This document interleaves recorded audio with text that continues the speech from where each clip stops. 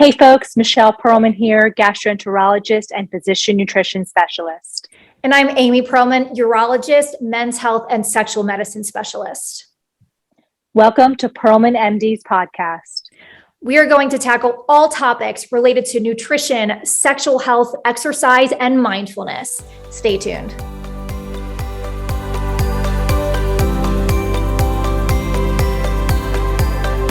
All right, Amy Pearlman, what are we talking about today?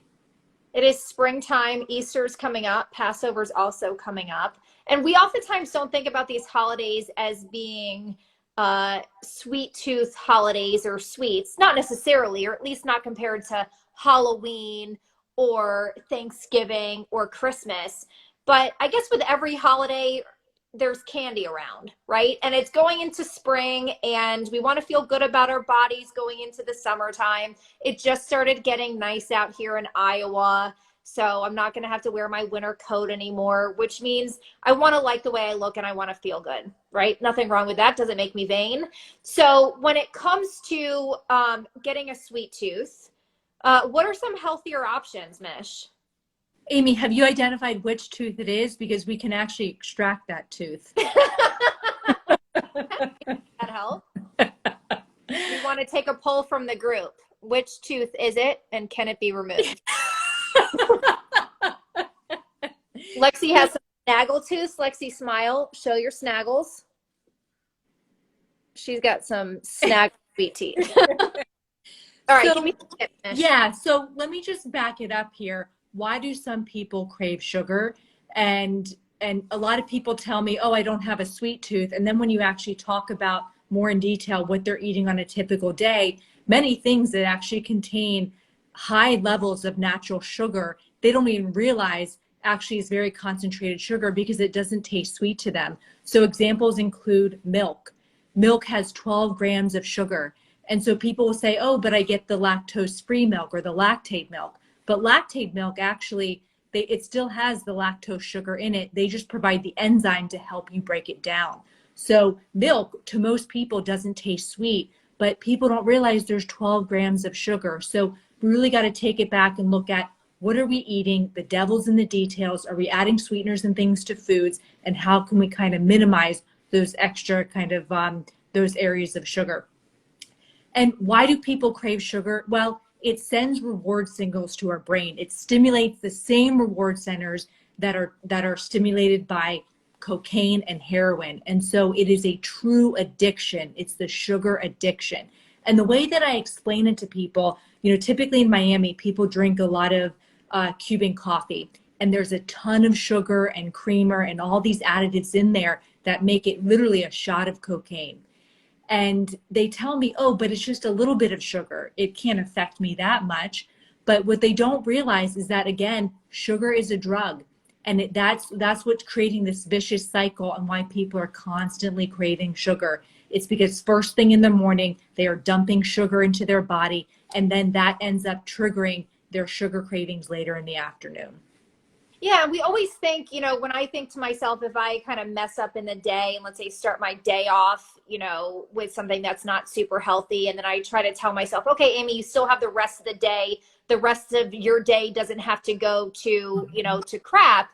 But if we do have a single meal or snack that is very unhealthy, is that setting us up for failure the rest of the day just by the signaling, no matter how much we want to do better ourselves? Are we setting ourselves up for failure when we do that? Yeah, so it just makes things more challenging. Now, when people see me, I don't say you can never have another cookie again in your life. My goal is just to educate people, and I educate them on how does the sugar in the cookie affect your brain, and maybe how is that then influencing what you're craving and eating the rest of the day. So I'm less concerned over how many grams of sugar are in that cookie that you have, let's say, first thing in the morning with your coffee.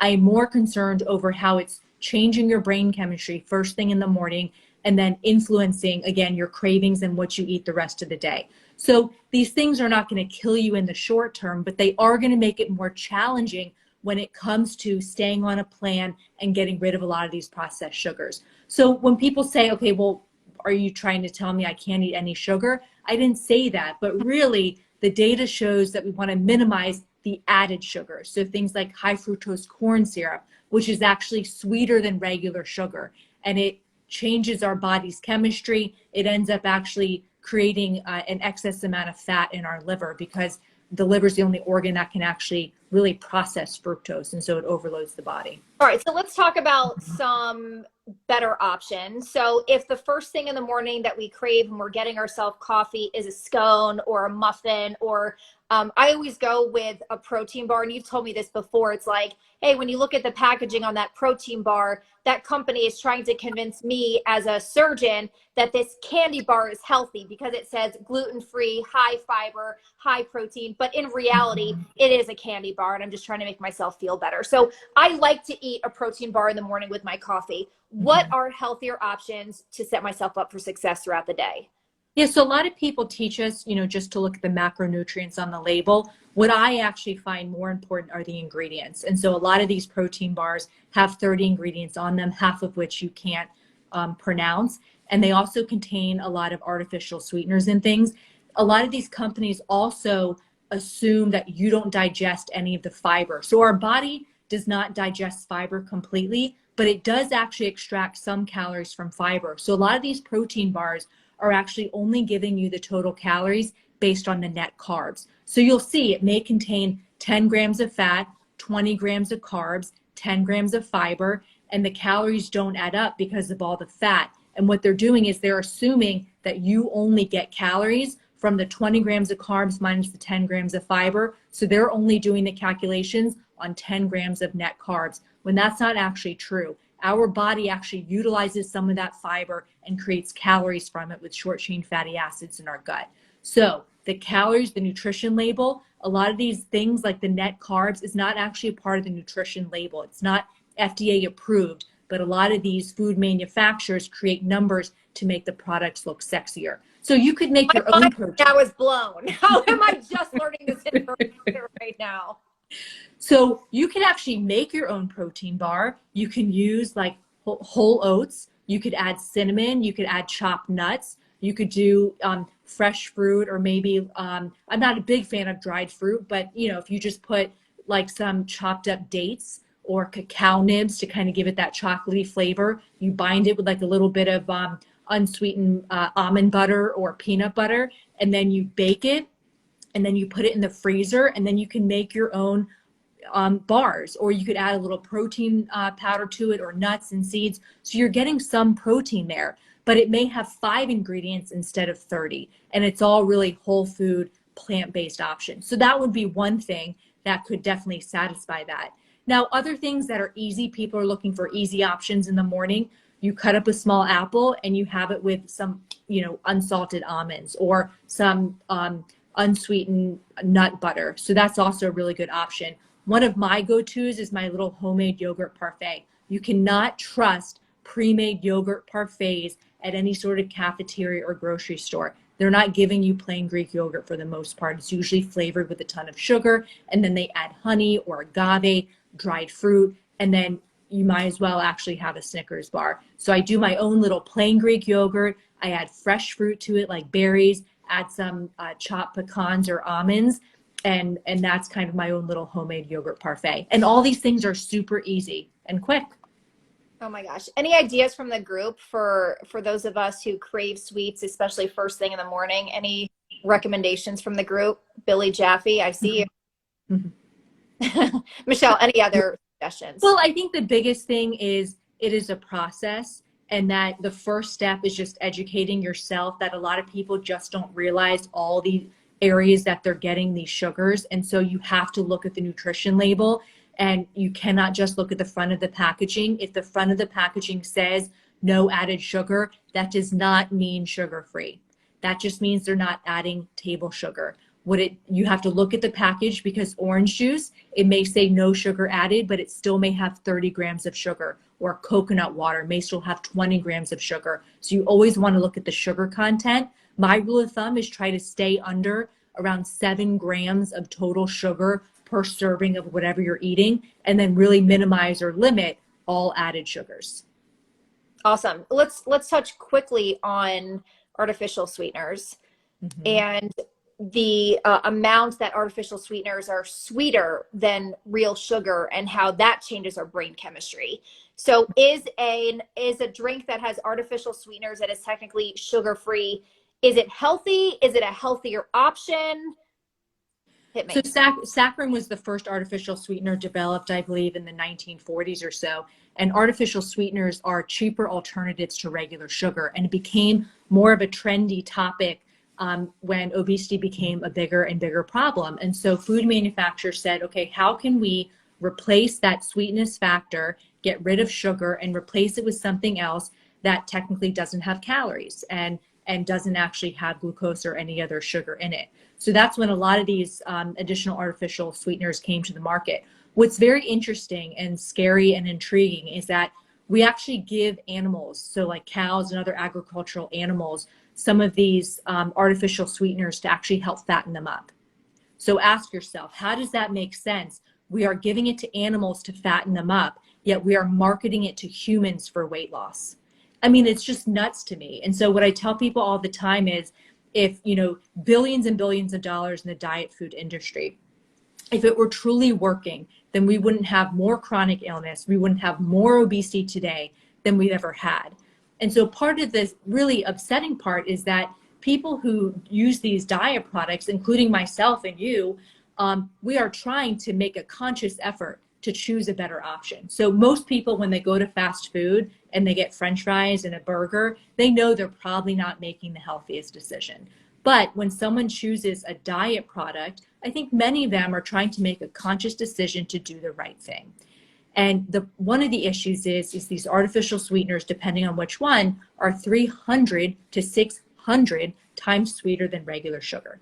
And so it ends up setting your kind of sweetness threshold up here, so that when you have things that have natural sugar, like plain Greek yogurt or berries or an apple or milk, even though there is a decent amount of natural sugar in there, it doesn't even taste sweet to us. So what do? Like plain Greek yogurt tastes bitter to a lot of people. People add concentrated sugars like honey to their Greek yogurt because they do not even register the 5 grams of natural sugar in there. So it really changes your brain chemistry and resets that point of what you consider something sweet. Oh my gosh. Okay. That's a lot of information here. two more little things about artificial sweeteners. Now, a lot of people ask me about plant-based sweeteners. We just don't have a lot of great long-term data. A lot of the studies are looking at dietary recall, and a lot of people don't actually realize the types of sweeteners that are in their food. Even non-food items have artificial sweeteners. So things like mouthwash. Mouthwash has sucralose in there. A lot of people say, oh, well, I don't drink the mouthwash. Well, hell, we have blood vessels in our mucosa, and people take sublingual pills underneath their tongue and we absorb that. Why wouldn't we absorb any of these mouthwashes? So it does affect our microbiome. And so we've done studies in both animals and humans where if you give someone, they're blinded, so they don't know what drink they got, you give them a diet soda or a regular soda first thing in the morning, and then you send them to an ad libitum buffet. So you tell them, eat whatever you want, we're going to track how much you eat, and we're going to get scores on how hungry you feel. And what they actually showed, and then they also check their blood sugars at like 30-minute time intervals for the rest of the day. So what they showed is that people who had regular diet soda, they actually had higher hunger levels. And so they ended up actually consuming more calories. So what happens is it's like the person who goes to fast food and they say, I'm going to get the diet soda, but because I'm saving calories with the diet soda, supersize my fries. So there's both an unconscious and a conscious component to the calorie overconsumption. One is the conscious component. When people get a diet drink, they often say, I'm saving calories here, supersize my fries. So they overcompensate consciously. But there's also an unconscious component. Because these artificial chemicals affect your insulin release and blood sugars differently, you don't get the normal release of your satiety hormones, things like glucagon, like peptide 1. And so what happens is you're more hungry and you end up eating more, even though you don't even realize it. And then astounding, you look at the blood sugars, and when you look at the blood sugars immediately after a regular soda, they peak higher than the artificial sweeteners. But then when you actually look at the rest of the day, so the following 24 hours, the blood sugars are actually higher in those that had diet drinks. Wow. So it's crazy. Yet even, a lot of diabetes providers and people in healthcare in general may or may not be aware of that data. And so a lot of them, including myself, I used to promote things like Crystal Light and other things. And I don't do that anymore. Yeah. So I was seeing a patient recently who likes to drink a ton of milk and a ton of juice and energy drinks. And the patient is scheduled for surgery in the near future. And I told the patient, I was like, look, I used to have patients ask me, well, what can I eat after surgery? And I used to tell patients, you just had a big operation, whatever tastes good to you, whatever you can get in nutrition wise, I'm fine with you eating. And I look back at that advice and I tell them I could not have given worse advice, right? Because when you're in the hospital or when you're sick and going through different chronic illnesses, especially after surgery, that's a time we need to feed our body good food so we can actually heal. So I was coming up to this patient. I was trying to think of alternative options because this patient loves juice and energy drinks. And so some of the ideas I came up with, which I learned from you, is, okay, you take some water, you infuse it with fruit, whether it's strawberries or oranges or lemons. So what are some of your ideas for when water just isn't doing the trick? What can you infuse water with so that it tastes somewhat decent? Yeah, one of my favorites is actually from one of our biggest fans. Scott. Scott, yes. Scott. He gave me the idea. I actually had it today, is I'll cut up cucumber and cantaloupe and I'll put that in water, and it's incredibly refreshing. So people tell me all the time, water just does not quench my thirst, but soda does. And it's just like, you have to retrain your brain that is not normal. We did not drink soda when we were cavemen. It is just not normal. Now, I'm not a big fan of the fizzy drinks, anything with carbonation, because I don't trust these natural flavors. There's nothing natural about the flavors that they put in a lot of these sparkling waters. But if someone's really craving something bubbly, then I'm fine with just like a Pellegrino, just like a sparkling water, and then you can infuse that. But none of these natural flavor, diet drinks, nothing like that. So it's really infusing it with fruits. You can put herbs in there. That's really what I recommend for most people. Awesome. So Scott, thank you so much for that little piece of advice and that tip. So we're talking water infused with cucumber and cantaloupe. Yeah, it's delish. That's all, folks. I'm Amy Pearlman. And I'm Michelle Pearlman. Thank you for tuning in. We'll see you next time.